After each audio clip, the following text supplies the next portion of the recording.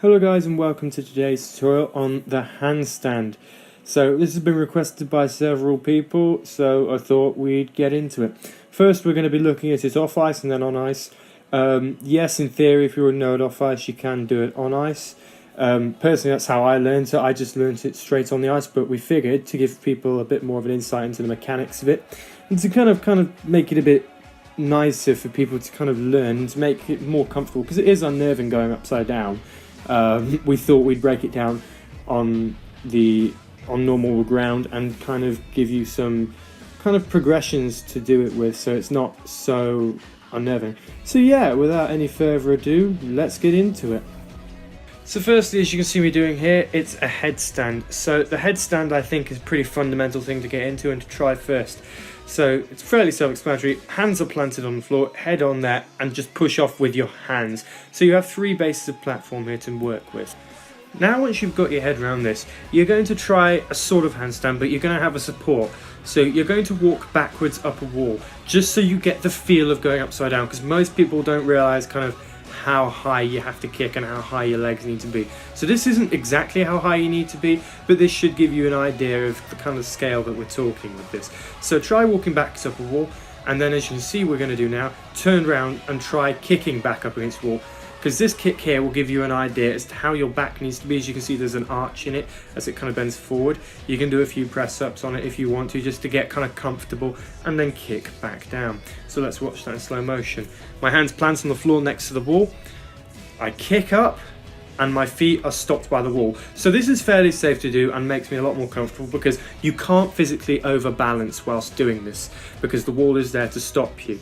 If you want to go down and then up to kind of just get confident, just to kind of work out what it's going to be before you have to kick back down again and what kind of level of strength that'll be, that is a great way to do it. Now we're going to be doing a headstand on the ice. So the same principles apply. The only difference this time is make sure that your hood goes up, because it might hurt your head.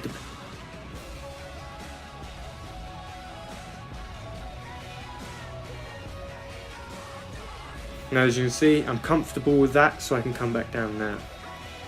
Now moving on, we'll have a look at it in slow motion. It should be fairly similar to what you just did off the ice. Just something to be aware of is you may not have as much grip with your hands, so try not to let your legs go too far down. It should be fairly above your head, so you should be in close to being a straight line from your toes to your head.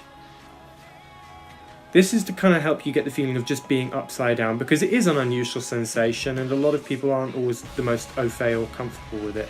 And that's just how it is with this move sometimes, because anything that involves going upside down, some people get a bit unnerved by. Understandably so.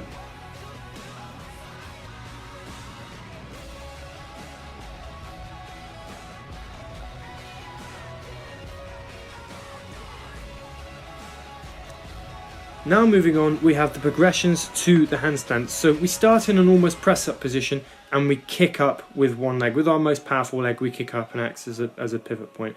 And as you can see here, once you've got the kick, you should end up with it going progressively higher and higher and higher until it goes all the way over your head. As you can see at the end here, I hold it in the handstand to illustrate this. The thing with this is you should always kick further than your head. So you should kick a bit further than you have to, and your hands can always push back if need be, like I'm doing here.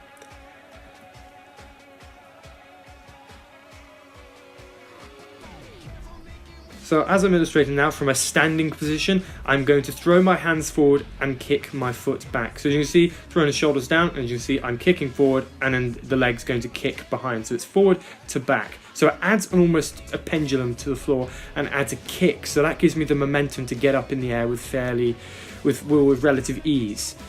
Remember with this, everyone thinks that you need really strong arms to hold you. It's not true. Most of the control and balance for this comes from your back.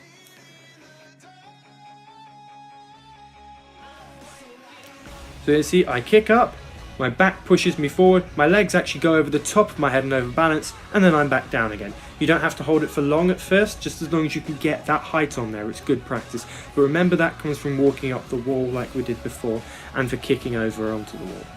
So now once you've got that height and balance there, you can just kick back down. The key is just making sure that you achieve that level of height.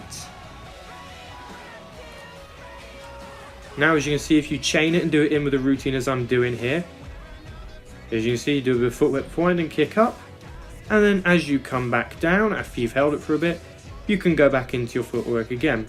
So this has basically been a tutorial on the handstand. So if anyone requires any more detail on this or needs any advice for this, please feel free to ask us. We do recommend that you try this on basically some kind of mats, or at least a softer floor like grass on the outside before you try it on ice. But like I say, if you're feeling adventurous, that's how I learnt it. But like I say, we recommend taking precautions just for your own safety.